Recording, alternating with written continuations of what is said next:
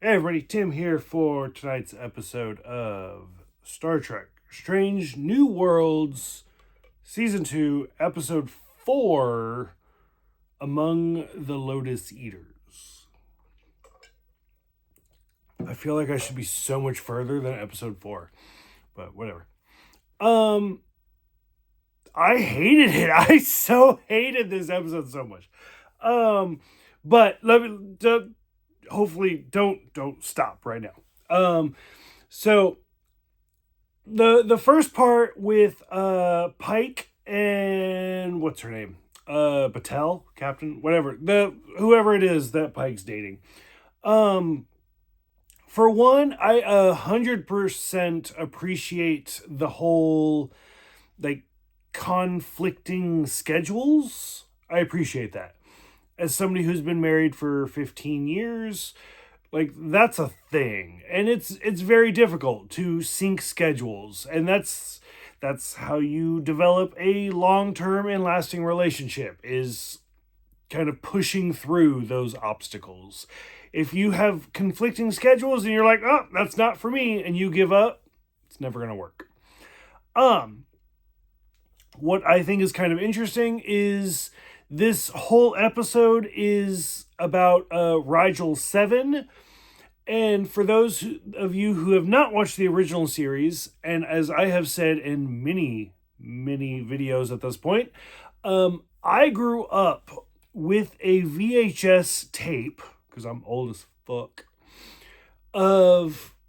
technically it was a VHS tape of the Menagerie. And it was a tape that was broken up into segments. And so the color segments were the Menagerie, and the black and white segments were the Cage. And so for those of you who don't know, Rigel 7 was first brought up in the Cage. I wouldn't say it's an offhand comment, because it's kind of important. But it's brought up very, very early in the episode, which the Cage takes place long before even Discovery. Because when we see Pike, the Cage had already happened.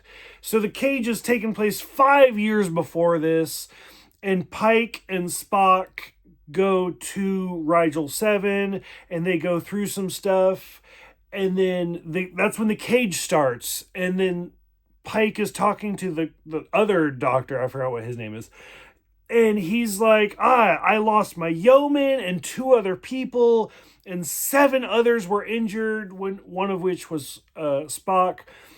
And so that's the kind of the only reference we get of Rigel 7. And now this episode is a continuation of that.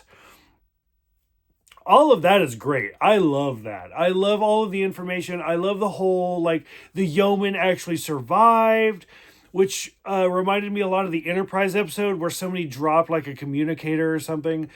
But the fact that the yeoman survived and became like the king, like Zach the Third or whatever the fuck he called himself. Like, I loved all of that. I thought that was great.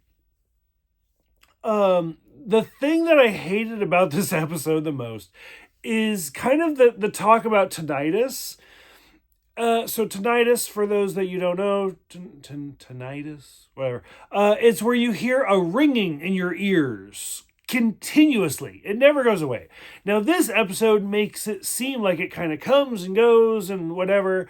Both William Shatner and Leonard Nimoy have stated that they got tinnitus from working on Star Trek. Cool, whatever, don't care.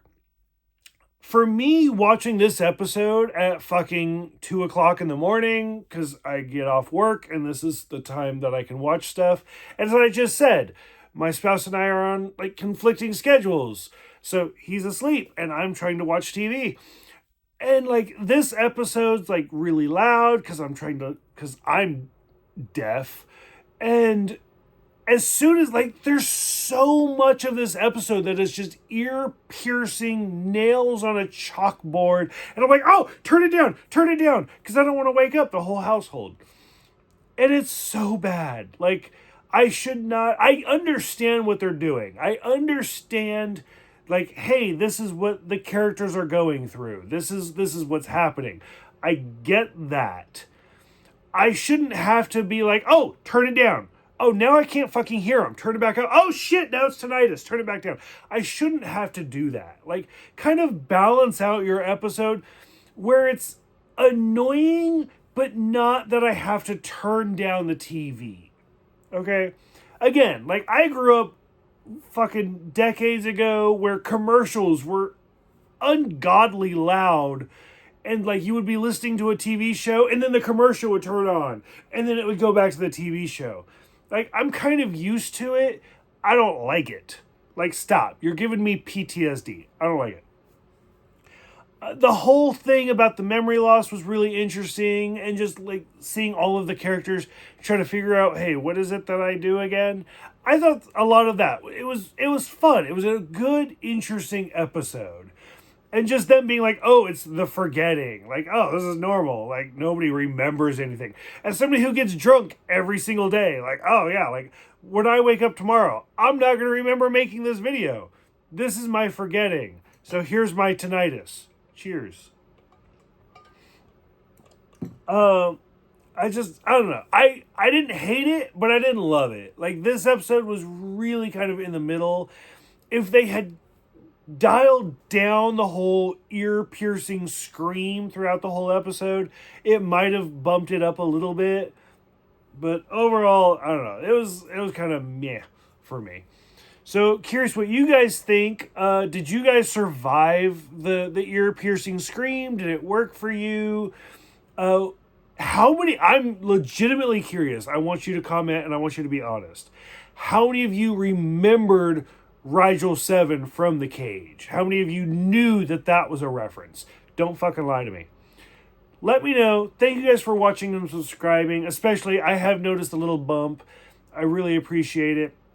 Thank you for commenting. I try to reply. And I will see you guys next time for charades.